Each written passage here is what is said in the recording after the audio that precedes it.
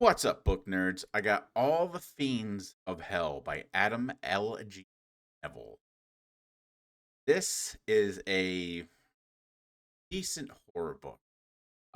It has some really good horror writing and not so good writing just in general. And I'll get more to that. This is the only book I've ever read by Adam so far. Uh, but it's more of a personal thing and how what I like to read. Nothing about the story or even personally about this guy. But if you like anything I do, um, on any wherever you find me, if you even find me, you give me a thumbs up, a follow, whatever you find me, I would appreciate it. But let's get back into this actual book. All the Fiends of Hell is a horror book that actually, the first couple of nights I read it, gave me nightmares. Horror book has not done that in a very fucking. So Adam writes a very good story for the most part. Uh, it's set in the UK. Um, our main character wakes up from like a flu, and you'll find like most of the survivors in the world were like sick, and because they just happen to be inside when this red event, the Bell event, happens. He thought the main character thought it was like a hallucination. Turns out it wasn't. But he goes to the window, he sees people staring up outside, and it's like it's all red and hazy out, and everyone gets fucking air. And that's basically how the story starts. Very creepy. Um, he's very Adam is a very descriptive writer, which is which is good. It does help out in horror. You don't want like the vague explanations like H.P. Lovecraft used to. Uh, the horror was so unfathomable, the human mind couldn't comprehend or begin to describe what this thing looked like. Adam has the exact opposite of H.P. Lovecraft. Very good at detailing what things are or how things look or how things are happening.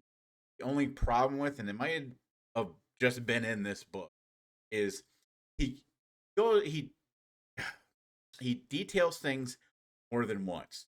So almost not all the time, but almost every time like a fiend shows up or one of the characters, he goes into great depth and detail how they look and smell, move, um, which I thought wasn't necessary for every time these things showed up.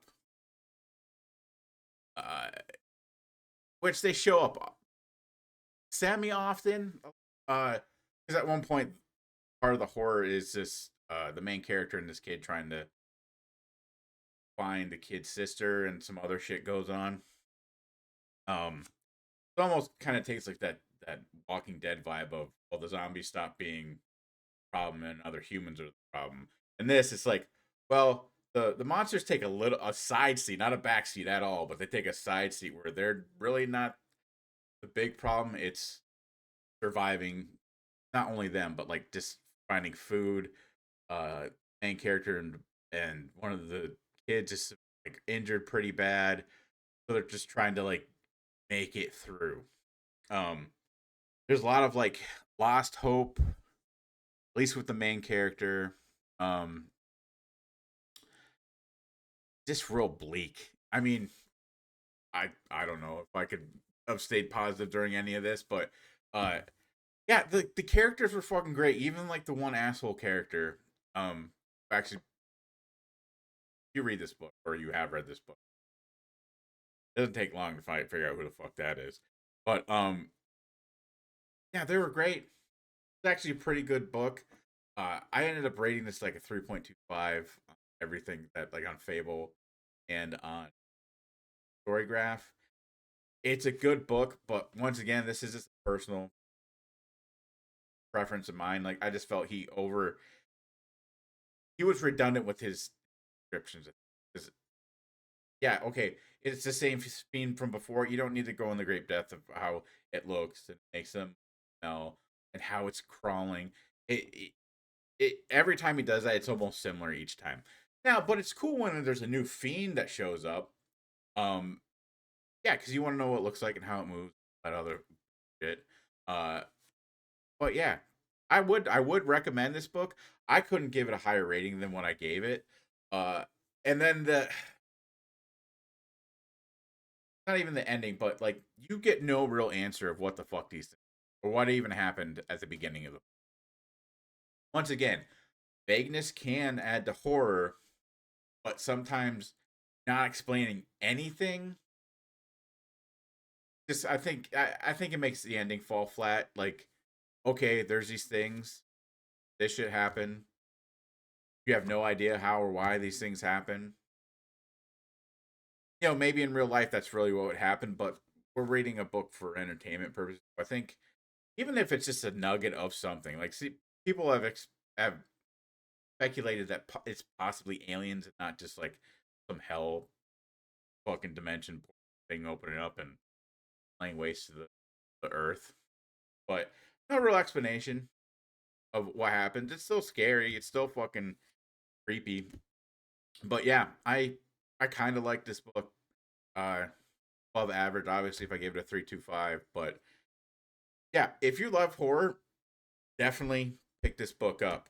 If you get annoyed with overcomplication, like not overcomplication, but over explanation or over details of things, it puts cement on your shoes a little, and it makes the book drag a little bit, not too much, but I would still go check this out. I don't know if there's a hardcover, but from what his other books that I saw, like pretty cool artwork. I mean, if you would see that thing in real life, you'd shit your pants. But yeah, go pick this up if you're a fan of horror. If you can stand over descriptions, yeah, definitely read this book. Fucking get out there. Go read books, nerd. Bye. Love you.